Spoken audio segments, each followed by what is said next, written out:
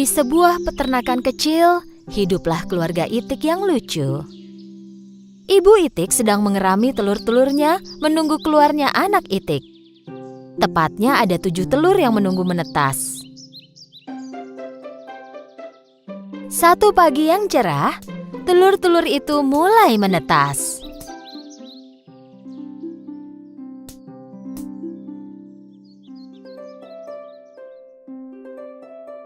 Anak Itik mulai beradaptasi dengan dunia baru.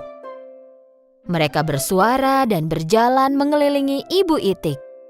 Namun, telur terakhir masih belum menetas dan Ibu Itik mulai khawatir.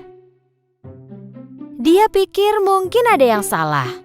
Dia memutuskan menunggu sebentar lagi. Dan akhirnya, telur ke-7 dan terakhir pun menetas. Dengan kebingungan, anak Itik malang itu mulai melihat berkeliling. Dia tak tahu bahwa Ibu Itik dan saudaranya yang lain lebih kebingungan lagi. Karena Itik ini terlihat unik dan tidak mirip dengan saudara-saudaranya. Badannya lebih lebar dan bulunya berwarna abu-abu dan putih. Anak Itik lain mulai mentertawakannya.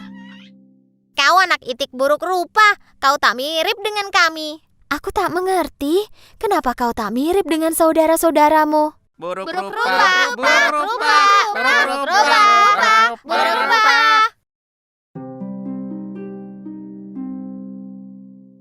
Setelah beberapa waktu, anak Itik itu pun tumbuh besar. Tapi anak Itik buruk rupa tetap lebih besar daripada saudaranya, demikian juga warna bulunya. Kau tumbuh dengan cepat. Kenapa kau tetap terlihat buruk rupa?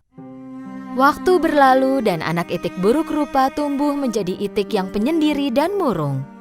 Saudara-saudaranya tak mau bermain dengannya. Kami tak akan mau bermain denganmu karena kau buruk rupa. Semua hewan lain di peternakan itu pun mengejeknya. Itik buruk rupa, Itik buruk rupa. Nya. Itik buruk rupa, Itik buruk rupa. Sebaliknya, Ibu Itik melakukan yang terbaik untuk melindunginya. Anakku yang malang, kenapa kau begitu beda dari yang lain? Hari berlalu, anak Itik yang malang itu merasa sangat sedih. Sepanjang malam dia menangis tanpa suara dan berpikir bahwa tak seorang pun yang menginginkannya.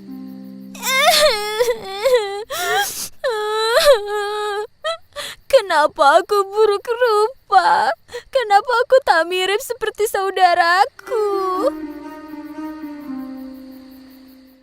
Satu hari, pemburu mendekati danau dekat tempat tinggal mereka. Pemburu mulai berburu Itik yang mereka lihat. Saat Ibu Itik mencari makanan untuk anak-anaknya, dia tertangkap oleh pemburu. Anak Itik buruk rupa tak tahu apa yang terjadi. Dia menunggu ibunya kembali sampai esok paginya.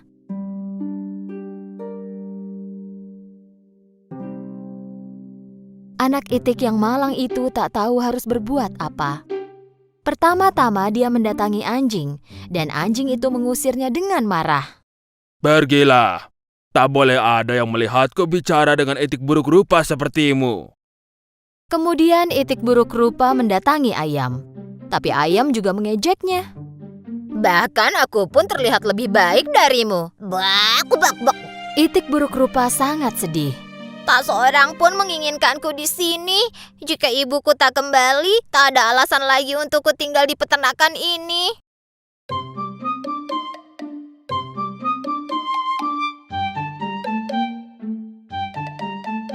Pagi itu, Itik buruk rupa meninggalkan peternakan. Dia berenang ke seberang danau. Dia menanyakan pertanyaan yang sama kepada semua hewan yang dia temui di jalan. Apa kau tahu Itik yang mirip denganku? Apa kau tahu Itik yang mirip denganku? Apa kau tahu Itik yang mirip denganku? Dia menerima jawaban yang sama dari mereka semua. Mereka tak pernah melihat Itik sejelek dia sebelumnya. Anak Itik yang malang itu memulai perjalanannya dan mencapai danau lain. Dan dia pun menanyakan hal sama ke angsa liar. Kau tak boleh tinggal di sini. Ada pemburu yang berkeliaran. Cepat pergi dari sini. Ayo. Itik buruk rupa mulai bergerak pergi.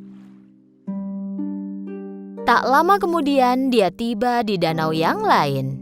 Kali ini dia sendirian, tak ada siapapun yang terlihat.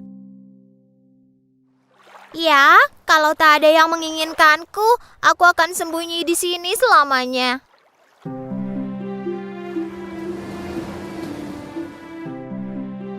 Meskipun sendirian, dia sangat bahagia. Suatu hari, dia melihat sekelompok burung berleher panjang putih bermigrasi ke selatan. Dia melihat mereka dengan kagum. Mereka cantik sekali. Kuharap aku bisa seperti mereka. Musim dingin datang dan salju mulai turun. Itik buruk rupa jatuh cinta dengan pemandangan salju pertamanya. Dia bermain-main sambil ditutupi salju putih. Karena salju yang tebal, itik buruk rupa kesulitan menemukan makanan. Jadi dia pergi mencari makanan. Dia kedinginan dan kelelahan. Sementara itu, dia bertemu seorang petani. Petani merasa iba dan memberikan jaketnya. Kau makhluk malang pasti kedinginan. Aku akan membawamu pulang dan merawatmu sampai besar.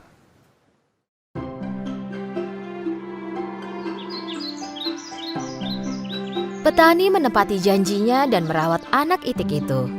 Saat musim semi tiba, itik buruk rupa sudah tumbuh besar. Supaya bisa punya tempat yang luas untuk bergerak, petani meninggalkan itik itu di danau. Kembali sendirian, tak lama itik buruk rupa melihat bayangannya di air. Tapi dia kagum pada apa yang dia lihat. Pertama-tama, dia tak mengenali dirinya sendiri. Dia pikir ada orang lain di belakangnya. Jadi dia melipat sayapnya dan melihat bayangannya pun melakukan hal yang sama. Dia merentangkan lehernya dan bayangannya pun meniru gerakan itu. Saat itu dia tahu bahwa burung luar biasa ini tak lain adalah dirinya sendiri. Oh, aku berubah sekali. Aku terlihat seperti burung yang terbang itu. Aku harus pulang dan menunjukkan diriku. Lalu dia pun pergi. Saat berenang di danau, dia bertemu sekelompok angsa. Karena kini dia adalah kawanan mereka, angsa itu mengajaknya ikut. Itik buruk rupa bepergian dengan sukacita bersama angsa. Seorang anak di tepi danau berteriak kepada temannya saat melihat sekelompok angsa. Hei, lihat angsa muda yang ada di belakang. Itu angsa tercantik yang pernah kulihat. Ya, dari awal dia memang adalah seekor angsa. Dia hanya telur malang yang tercampur bersama telur itik.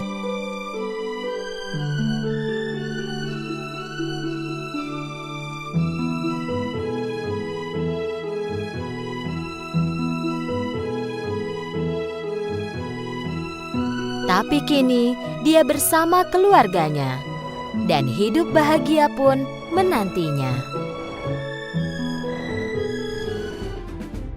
Di negeri yang jauh sekali, tinggallah seorang pemilik penggilingan padi dan ketiga putranya.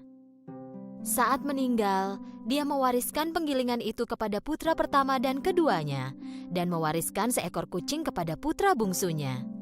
Putra bungsu sangat sedih. Tidak seperti kakak-kakaknya, dia tidak mungkin bertahan hidup dengan warisan yang dia dapatkan. Putra bungsu melihat kucing itu dan berkata pada diri sendiri, "Apa yang bisa kau lakukan dengan seekor kucing? Kau bahkan tak bisa memakannya." Tapi tiba-tiba terjadi sesuatu yang tidak terduga. Kucing itu berbicara. Tuan salah sangka tentangku. Aku bisa menjadi sangat berharga untukmu. Putra bungsu terkejut melihat kucing yang berbicara. Dia pun bertanya dengan gemetar. Kau bagaimana mungkin? Jika Tuan membawakan karung kosong, sebuah topi, dan sepasang sepatu boot untukku, akan kutunjukkan caranya. Rasa terkejutnya mulai hilang, lalu putra bungsu berpikir dalam hati. Jika kucing ini bisa bicara, dia pasti tahu sesuatu. Baiklah, kita lihat apa yang bisa kau lakukan. Putra bungsu membawakan semua yang diminta oleh kucing itu. Kucing itu lalu memakai topi, memakai sepatu bootnya, pergi ke cermin dan melihat dirinya sambil berpose. Lalu menaruh seikat selada dan wortel ke dalam karung, kemudian pergi.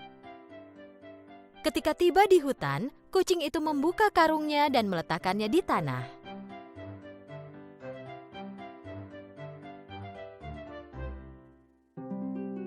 Tak lama kemudian, karena mencium aroma segar dari sayuran, seekor kelinci muncul. Untuk dapat makan selada dan wortel dalam karung, kelinci itu masuk karung. Lalu kucing lari dan mengikat karung itu dengan kelinci terjebak di dalamnya. Bukannya membawa kelinci ke putra bungsu, kucing itu malah membawanya ke istana. Dan memberitahu penjaga bahwa dia ingin menemui raja. Melihat kucing bisa berbicara yang mengenakan topi dan sepatu boot, penjaga segera membawanya kepada raja.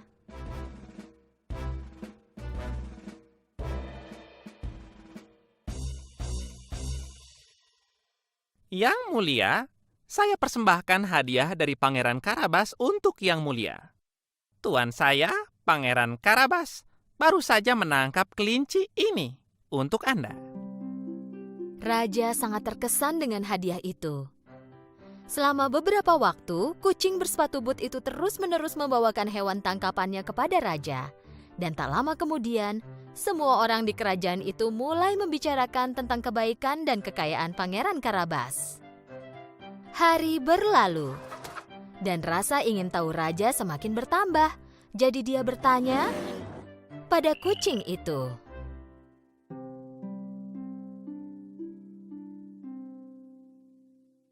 Apakah tuanmu masih muda? Oh iya, dia masih muda dan sangat tampan. Apa dia kaya? Sangat kaya, Yang Mulia. Dia akan sangat senang menyambut Anda di istananya. Akhirnya raja dan ratu sangat senang mendengar bahwa mereka akan bertemu dengan pangeran tampan ini. Jika yang dikatakan kucing bersepatu boot itu benar, kupikir kita akhirnya menemukan suami yang tepat untuk putri kita dan pangeran yang cocok untuk kerajaan kita, kata sang ratu. Beberapa hari kemudian, kucing bersepatu boot tahu bahwa raja, ratu, dan putri mereka sedang keluar kota. Inilah hari yang telah kutunggu-tunggu. Kucing itu berlari ke tuannya. Tuan, kita harus pergi ke muara sungai sekarang juga. Cepat ikuti aku. Putra bungsu tidak mengerti apa yang terjadi, tapi dia melakukan apa yang diperintahkan kucing. Tapi kenapa kita datang ke sini? Untuk berenang, Tuan. Untuk berenang, tapi aku tak tahu caranya berenang. Lebih baik lagi jika Anda tidak bisa berenang. Segera lepaskan pakaian Anda dan masuklah ke sungai. Percayalah padaku, Tuan. Anda tak akan menyesalinya. Putra bungsu melakukan sesuai yang diperintahkan dan masuk ke dalam sungai. Dan kucing bersepatu boot menyembunyikan pakaian tuannya di balik semak-semak.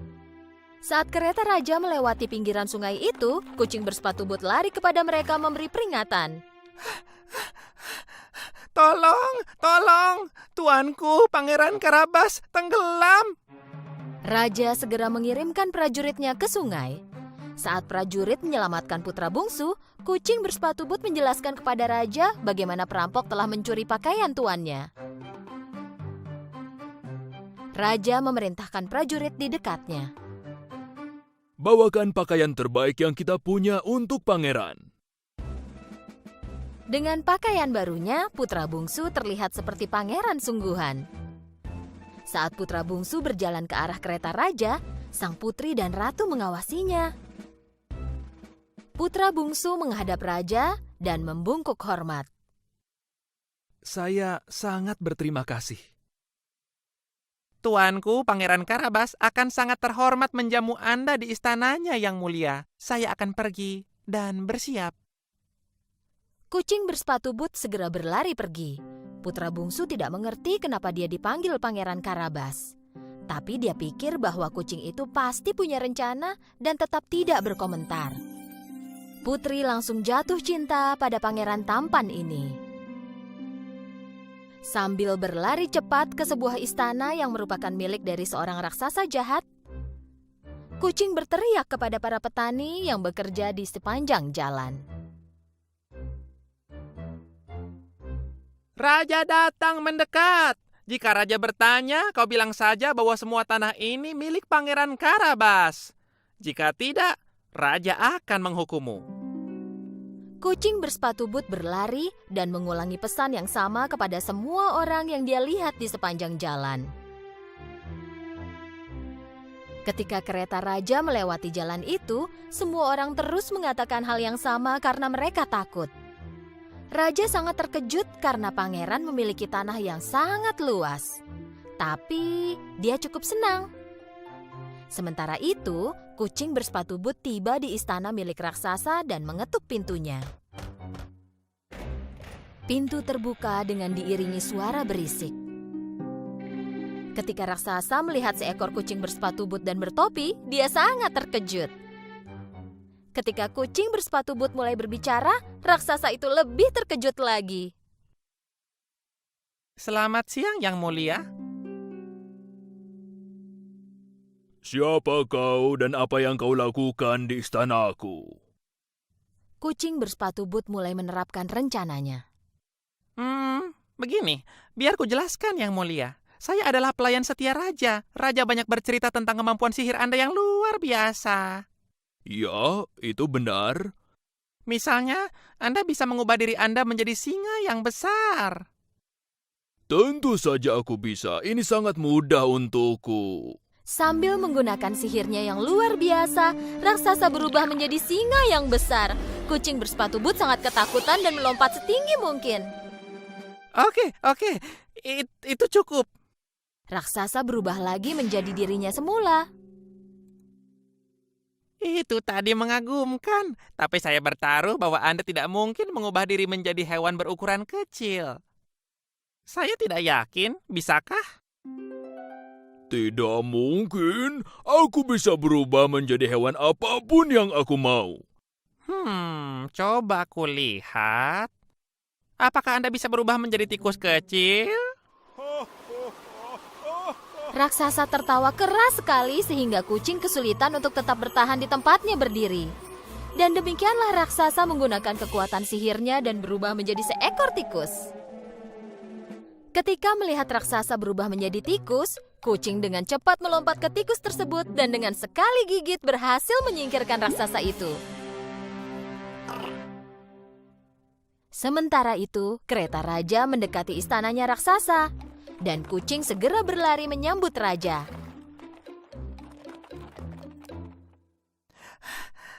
Yang Mulia, istana tuanku Pangeran Karabas siap menyambut Anda.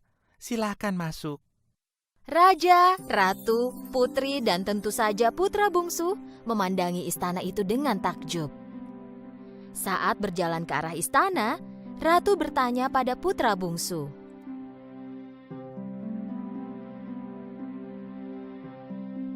Pangeran, apakah kau sudah menikah? Tidak, Yang Mulia. Jika Anda mengizinkan saya menikahi putri cantik Anda, saya berjanji akan membahagiakannya.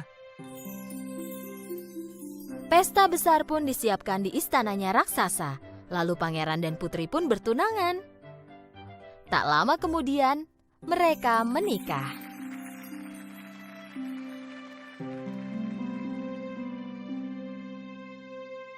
Anda lihat kan? Sudah kukatakan betapa saya akan berguna untuk Tuan. Sejak saat itu, kucing bersepatu boot terus menjadi pelayan setia pangeran. Bersama-sama mereka hidup sebagai orang kaya dan sejahtera.